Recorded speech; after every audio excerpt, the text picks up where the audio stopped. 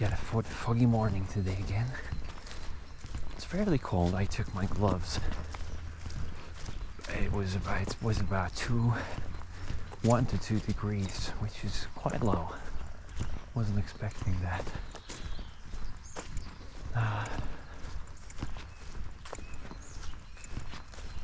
And looks like the feeder is empty.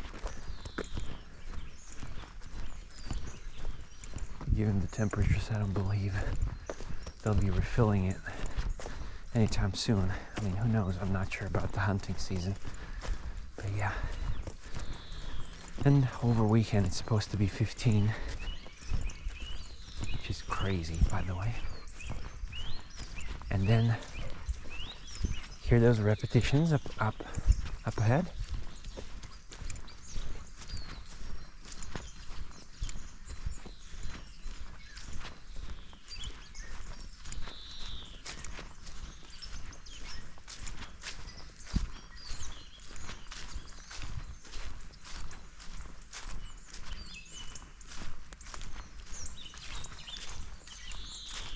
Now there's a lot of going on. There's a chatter we passed that was from starling.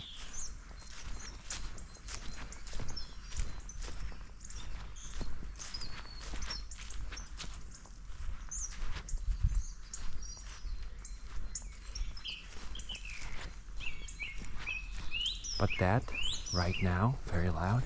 I'm not gonna stop walking because I think I would spook the bird.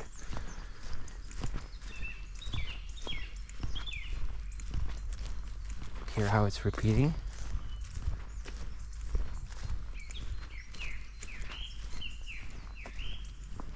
So that is a song thrush. A species we talked about yesterday. How it repeats, and I think it's the same bird because it's singing pretty much from the same spot, or slightly a couple of meters away from it.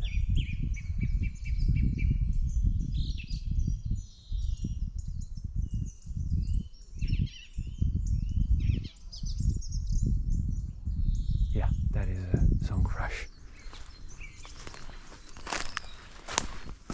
It's not repeating as often now. I suppose it's not in the mood. See, but now, yeah, now, oh, 4 times. Now it repeated 4 times the same motif.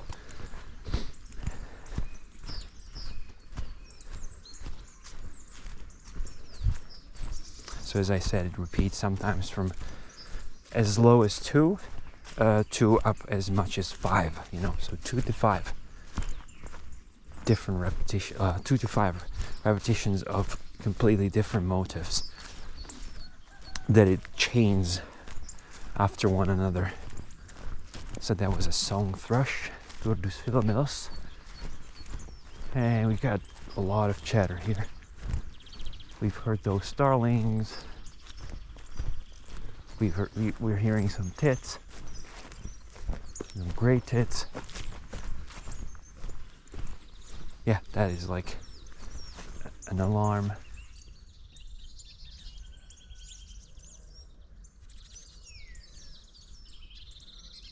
There and there. Some gray tits. And I'm not sure if you hear those clean whistles. Oh, they're right over there. I see them. There's like 3 starlings. And they're also, there's another one, 4th. So they're up there, high up on that, what is its name? It's that coniferous tree that loses its needles over winter. Damn, I totally forgot the English name for it. But yeah, there's like 4 starlings up there, and they're also gathered around the same spot. So I believe there must be a cavity around here. I think so, because it's been a couple of days and they're still gathered around the same part, around the same tree. So most likely in one of those trees up here, the older trees on the edge of the forest, there might be a cavity where they will nest, and when they will lay eggs and so on and so forth. So, and yeah, that's what I haven't mentioned. Starling is a cavity nester, just like a gray tit, just like a blue tit, just like a nuthatch. So starling is a cavity nester. So it needs a hole, you know, in a tree somewhere where it's gonna nest. And I actually know of one cavity where starlings are nesting, and it's right in that cherry orchard that we passed. There is a cavity which is quite low. It's about in the height of my eyes, I would say, maybe even lower, maybe in the height of my chest, which is interesting, you know, because I mean, it's not super unusual, but you know, they tend to build it a little bit higher. But sometimes those nesting cavities are pretty low, and this is one of them. And they nest there, and I remember last year they definitely nested there, maybe previous year as well, the year before that, I mean.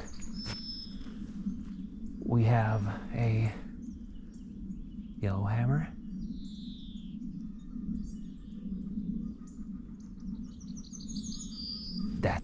That was a yellowhammer. Sounds like the beginning of the Fifth Symphony, Beethoven's Fifth Symphony. Sometimes it's, you know, the ending differs. As I mentioned, they have a different regional accents, and the ending usually differs with regions and countries, perhaps even. So the ending part, that's the accent part, and that changes in between the you know, wherever you are, which region you're currently in, their accent might change, but the beginning is the same. So yeah, that cavity of those starlings is quite low, and I used to walk around and I used to hear those starling chicks, you know, calling from there. So I was actually thinking maybe if they'll nest there again, this year, I was thinking maybe we could, once they're large enough and once there is no danger of us spooking the parents, you know, or so they would abandon the nest or something. Once they're larger and we'll know they are, you know, the parents will keep feeding them and there's no danger of a nest abandonment, then we can take a peek, maybe with the camera, you know, just like stick it a little bit inside and see them, you know. Just a thought, you know. Not sure if the entrance to the cavity is large enough for the GoPro to go through, but you know, it's something to think about. We could probably try and do that if they're gonna nest there. So yeah, we'll see. Yeah,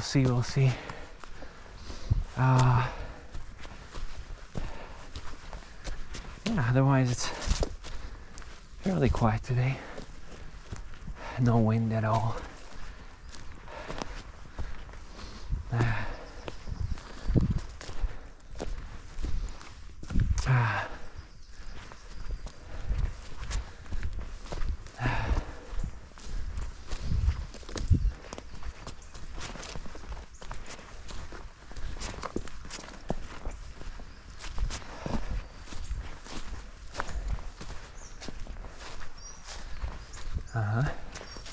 We're hearing a call right now.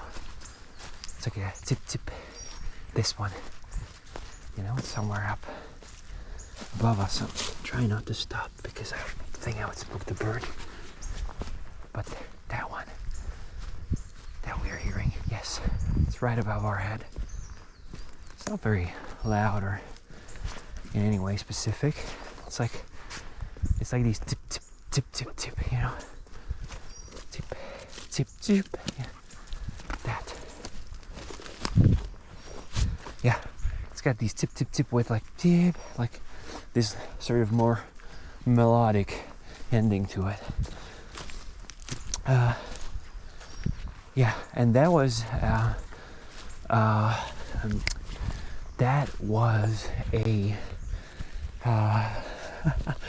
man, and I can't remember. It's got a large beak, very bright colored. It's a hawfinch. Yeah. It took me a while.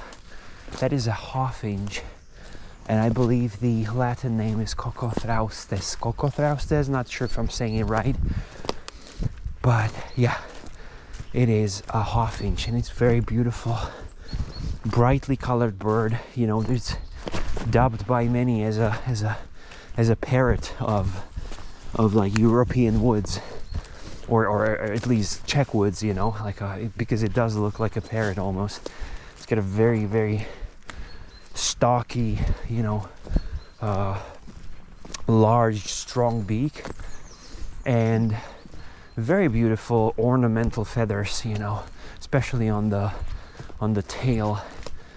And very, very beautiful bird, quite large as well for a songbird, and incredibly strong. You know, it lives its habitat is, oh, now we're hearing that other song too that we haven't heard before. Like, we've actually heard it, but then I walked towards it and it was already gone, and I said I'll talk about it some other time. Not sure if it's gonna be singing again. And of course not. So yeah, let's leave it for some other video. But it's the same spot like last time, so I believe there's its territory. Yeah, we also heard the treecreeper. Again, another video we made about treecreeper, Certia familiaris. But I didn't want to, you know, overwhelm you with too many sort of topics, so, you know, I just passed that one. But yeah, it was there, Certia familiaris treecreeper, one we already encountered, and again, same spot like 2 weeks ago, basically. That means that it's holding its territory. It's probably gonna nest somewhere there. But what I was talking about was that hawfinch, yeah, they have a forest as their as their natural habitat, and they have incredibly strong beaks. You can sometimes see them on your feeder when you live, especially when you live close to a forest. You're going to get them on your feeder, and it's a beautiful sight to behold, especially if you have binoculars, or if you have a sharp sight, you know, and you have your glasses with you, unlike me.